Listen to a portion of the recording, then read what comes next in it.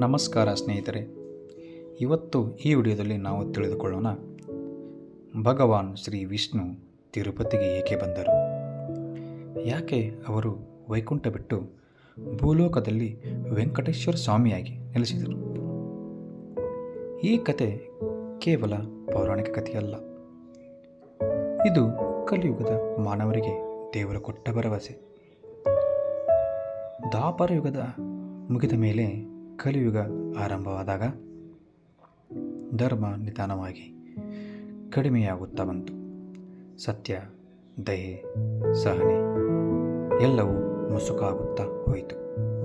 ಜನರಲ್ಲಿ ಅಹಂಕಾರ, ಲೋಭ, ಅಸೂಯೆ ತುಂಬ ಹೆಚ್ಚಾಯಿತು. ಅದನ್ನು ನೋಡಿದ ವೈಕುಂಠದಲ್ಲಿ ಕೂತಿದ್ದ ಭಗವಾನ್ ವಿಷ್ಣು ಯೋಚನೆ ಮಾಡಿದರು, ಕಲಿಯುಗದಲ್ಲಿ ಮನುಷ್ಯರಿಗೆ ನೇರವಾಗಿ ಕಾಣುವ ದೇವರೇ ಬೇಕು. ಅವರು ಕಷ್ಟ ಕೇಳೋ, ಅವರು ತಪ್ಪು ಕ್ಷಮಿಸೋ ದೇವರು ಬೇಕು. ಅದಕ್ಕಾಗಿ ವಿಷ್ಣು ಸ್ವಾಮಿ ಭೂಲೋಕಕ್ಕೆ ಬರೋ ನಿರ್ಧಾರ ಮಾಡಿದರು. ಲಕ್ಷ್ಮೀ ದೇವಿಯ ವಿರಹ ಮುಖ್ಯ ಕಾರಣ. ಒಂದು ಕಥೆಯ ಪ್ರಕಾರ ವೈಕುಂಠದಲ್ಲಿ ಮಹರ್ಷಿ ಭೃಗು ವಿಷ್ಣುವಿನ ಎದೆಯ ಮೇಲೆ ಕಾಲಿಟ್ಟು ಆ ಸಮಯದಲ್ಲಿ ಮಹಾಲಕ್ಷ್ಮೀ ದೇವಿಗೆ ತಮ್ಮ ಸ್ಥಾನಕ್ಕೆ ಅವಮಾನವಾಯಿತೆಂದು ತಿಳಿದು ವೈಕುಂಠವನ್ನು ಬಿಟ್ಟು ಭೂಲೋಕಕ್ಕೆ ಹಿಡಿದು ಬಂದರು. ಅದನ್ನು ತಿಳಿದ ವೆಂಕಟೇಶ್ವರನು, ಲಕ್ಷ್ಮೀ ಇಲ್ಲದ ವೈಕುಂಠವು ನನಗೆ ಸುಖ ಕೊಡಲ್ಲ. ಅದಕ್ಕಾಗಿ ವಿಷ್ಣು ಸ್ವಾಮಿಯು ಕೂಡ ಭೂಲೋಕಕ್ಕೆ ಬಂದರು. ಭೂಲೋಕಕ್ಕೆ ಬಂದ ವಿಷ್ಣು ವೆಂಕಟಾಚಲ ಪರ್ವತ, ಇಂದಿನ ತಿರುಮಲ ಪರ್ವತವನ್ನು ಆಯ್ಕೆ ಮಾಡಿಕೊಂಡರು. ಆ ಪರ್ವತ ತುಂಬ ಶಾಂತ, ತಪಸ್ವಿಗೆ ಸೂಕ್ತ. ಅಲ್ಲಿ ಒಂದು ದೊಡ್ಡ ಬಿಳಿ ಇರುವೆ ಒಳಗೆ ವಿಷ್ಣು ತಪಸ್ಸು ಮಾಡ್ತಾ ಇದ್ರು.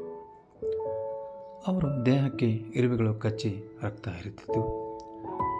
ಆ ರಕ್ತವನ್ನು ನೋಡಿ ಅಲ್ಲಿ ಇದ್ದ ಗೋವು ತಮ್ಮ ಹಾಲನ್ನು ಸ್ವಾಮಿ ಮೇಲೆ ಉರಿಸಿತು.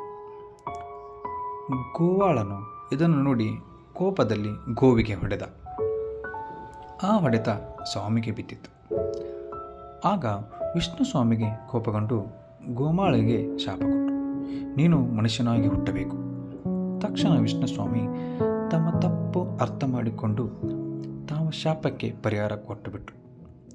ಅದಕ್ಕೆ ಗೋವಾಳ ಮುಂದೆ ಆಕಾಶ ರಾಜ ಆಗಿ ಹುಟ್ಟಿದ.